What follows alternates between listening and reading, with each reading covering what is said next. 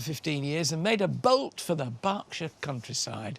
I'm pleased to say things are looking much better with a new podcast out, and Kirsty's here now. Welcome. Thank you, Alan. Thank you very much. This is lovely. Well, it is. You know, we don't like to over-decorate.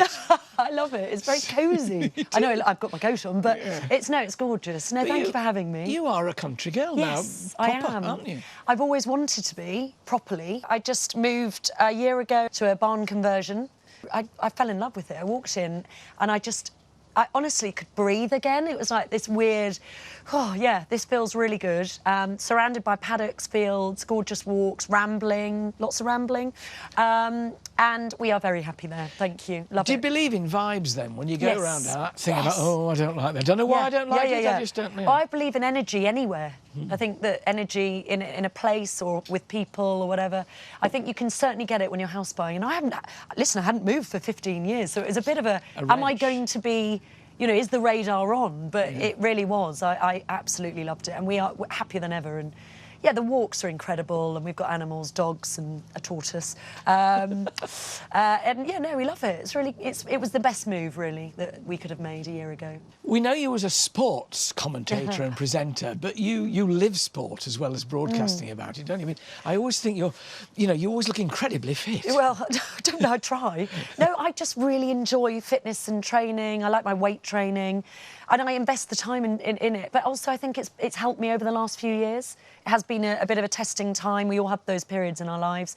I'm very sporty. I don't just talk about sport. I actually love playing golf, tennis, whatever.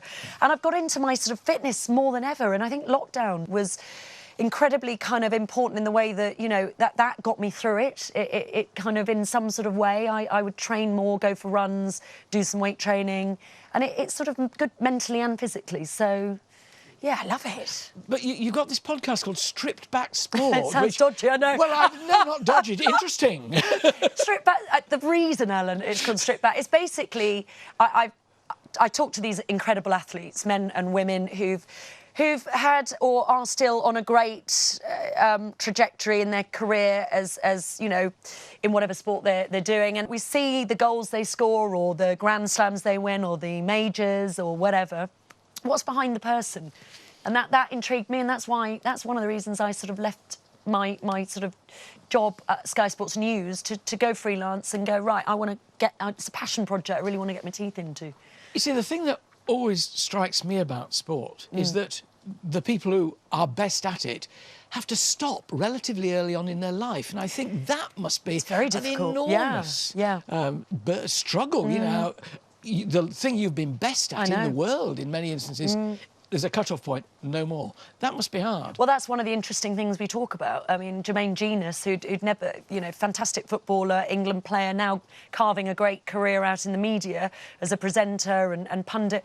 He for the first time, and he got quite emotional, and this is sort of, you know, it was quite cathartic for him, talked about the fact, because he retired really early in his 30s, and he had to, and he said, Kirsty, I really didn't deal with it very well, and a lot of them haven't admitted it, and then suddenly they opened up, and that was quite a cathartic process for them. Which must be really useful for others who are about to face the same thing, to have that knowledge there. And look, I'll tell you what the tricks I found were. That's right, they can impart that to other people, but also listeners thinking and seeing, you know, they're listening to the podcast and they're watching these guys or girls do these amazing things. There's so much more behind that person, and that's really what I wanted to sort of portray in the podcast. Going back to your own fitness regime, I mean, what's your day? Are you a daily gym bunny? You know, I have a trainer.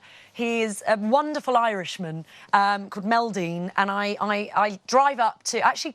It's quite a commitment, actually, because now I'm in the Berkshire countryside. I drive up to Richmond, and I know it's a 3-hour thing, Alan. So I get in the car and I do all my phone calls, or in the car, or listen to music, or listen to you on the radio, whatever, and which I do, as you know. And I do my hour session, and I feel great. Drive back out, and at least I've done it. And I do that 3 times a week. It's quite a commitment. Gosh. But he makes me do it, and I do the odd run locally or whatever. But I think if you want to get fit, you have to commit. You really do. And that, for me, has been one of the things that has got me sort of through more difficult times. Or when I did the London Marathon, a couple of years ago, I had to commit, I had to do it, otherwise I wouldn't have got round. And But it's one of those things you have to physicality is do. important, isn't it? Yes, of course it is. Yeah, The actual expending of energy, Yes. which is, I mean, Yes. gardening, not quite like marathon No, running. but that's I know. quite good cardio workout and fit and weights as well with the old.